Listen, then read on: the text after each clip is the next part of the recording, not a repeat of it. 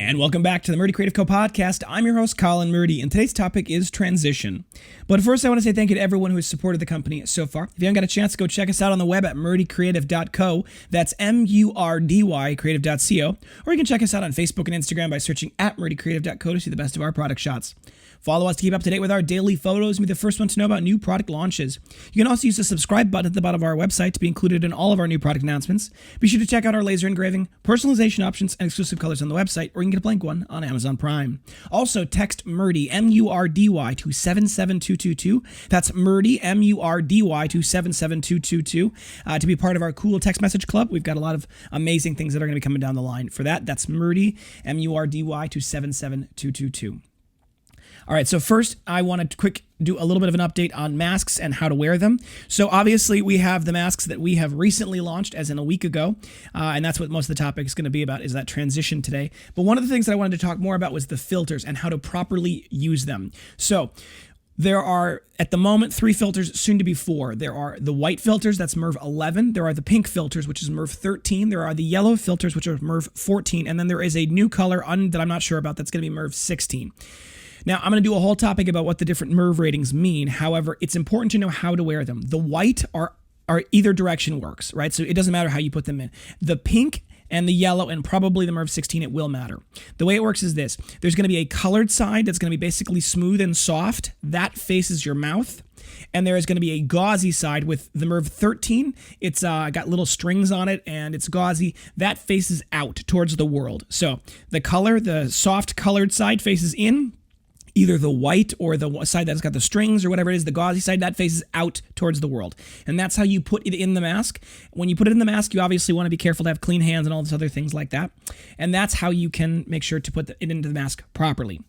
Also, if you're looking, there's a great video, I'll include the link in the description, where Dr. Price, who is a doctor in New York dealing with COVID-19 patients all the day, has talked about why it's important to wear a mask, even if it's only a cloth mask. And actually, the major point that he talks about is that it helps you realize how much you're touching your face. So one of the major things that we have to stop doing is touching our face, and it's very difficult, people, because most people don't realize how often they touch their face until they put a mask on.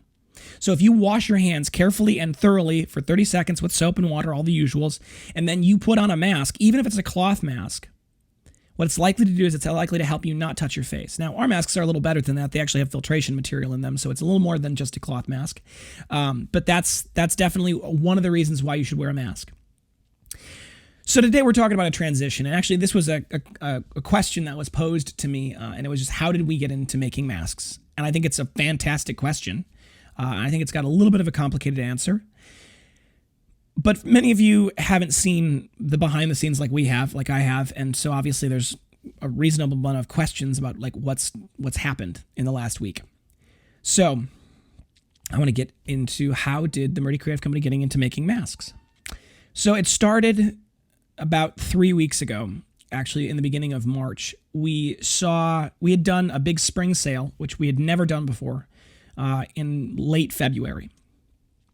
By that time, I was looking through my journals. By that time, I hadn't written about COVID-19 yet. So I don't know if it was really on my radar. I mean, I knew it was coming out of China, but I don't think anybody really knew what it was coming, at least not in the general public. So we'd done this big spring sale, and then we saw the market slowly start to tank, and then the market suddenly tanked quite fast. And we had very low sales, lower than expected for March. Not significantly lower, but like low enough that I was like, something's not quite right. So we saw a generalized slowdown, and that was of concern. And I thought perhaps the fact that we had done a sale was making people not buy because they were waiting and whatever. So I had had my own explanations that were completely unrelated to COVID as why things were slowing down for our business. And we're a small business. We grew incredibly rapidly over the last year, jumping 340-something% in a single year. So like we had a lot of growth. We hired a bunch of people, but we don't have money in the bank. We don't have anything extra. We have about a week's worth of operating capital at any given time. So that's where anytime we slow down, that worries me a lot because we can't be slow for more than a week or two at a time before we start to like run out of money. So we're going into week 3 now of that. It's about March. By that point, it probably was March 12th. And COVID-19 all of a sudden was everywhere. It's all in the news. It was all, panic, toilet paper buying, this was go out of stock. Nobody could find any cleaning materials, no Lysol, nothing.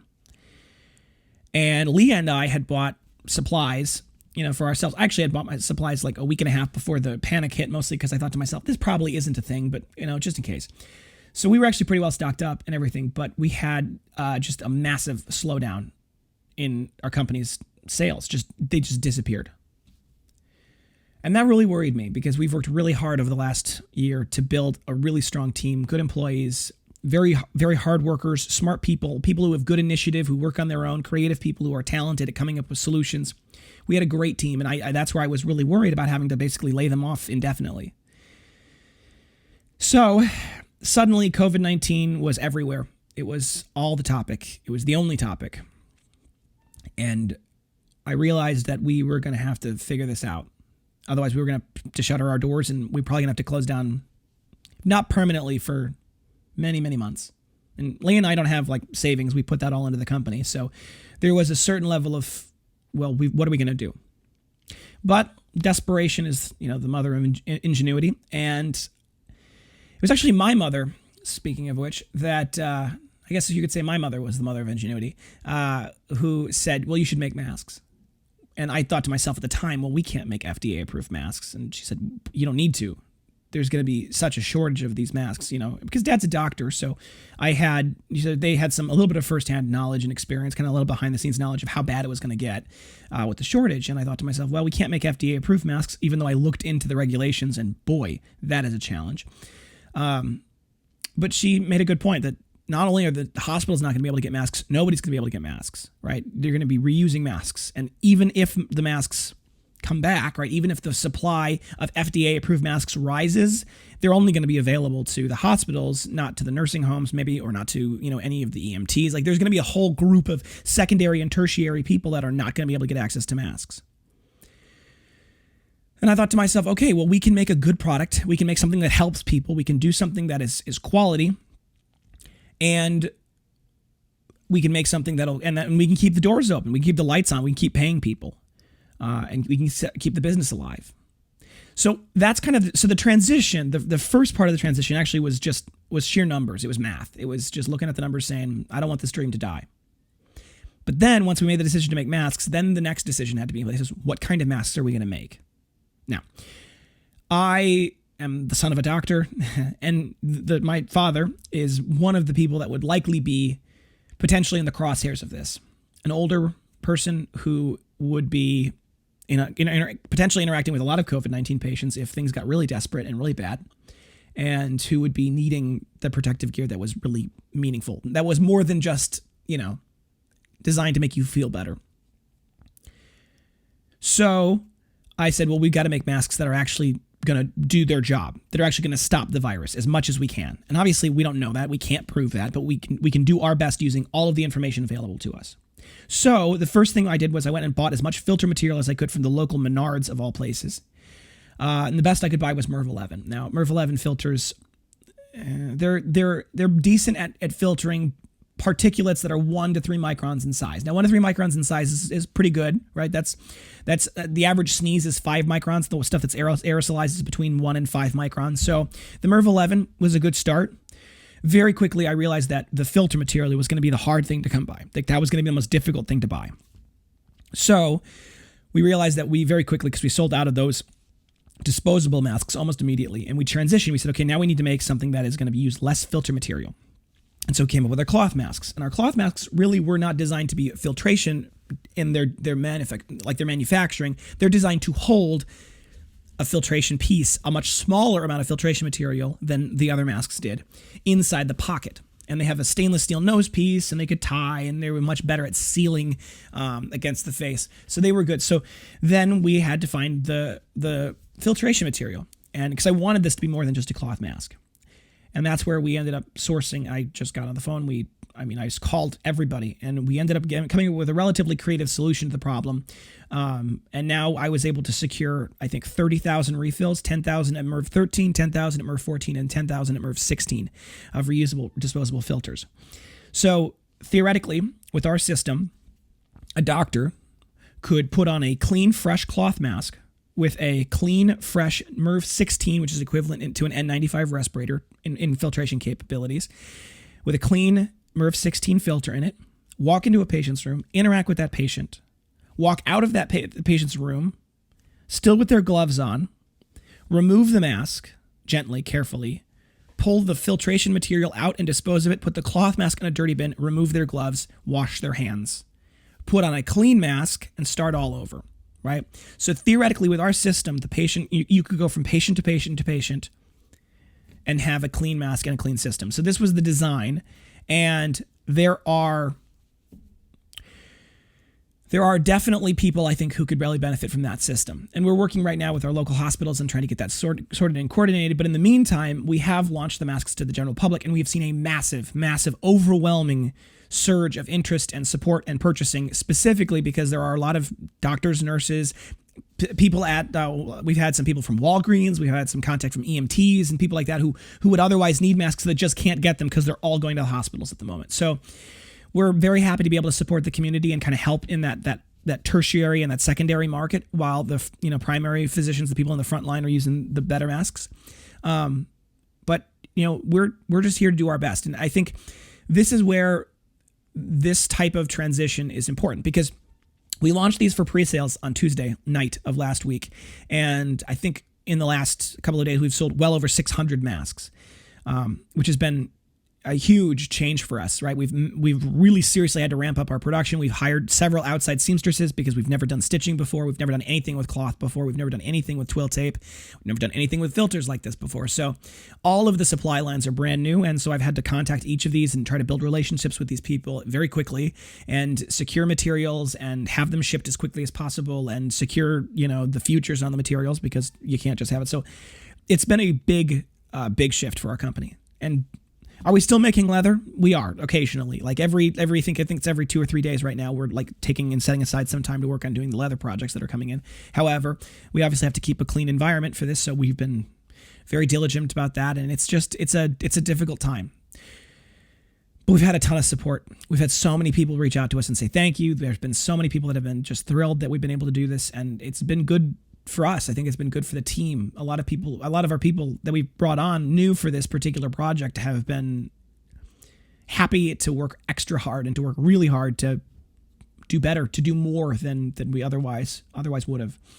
So I'm very proud of what we do. I'm very proud of the team. I'm very proud of the work we've been able to accomplish and what we've got coming down the road. And we're ramping up production. By the end of this week, I think we'll be able to produce 225 masks a day, if not more. We could probably max out at 300 if we really needed to.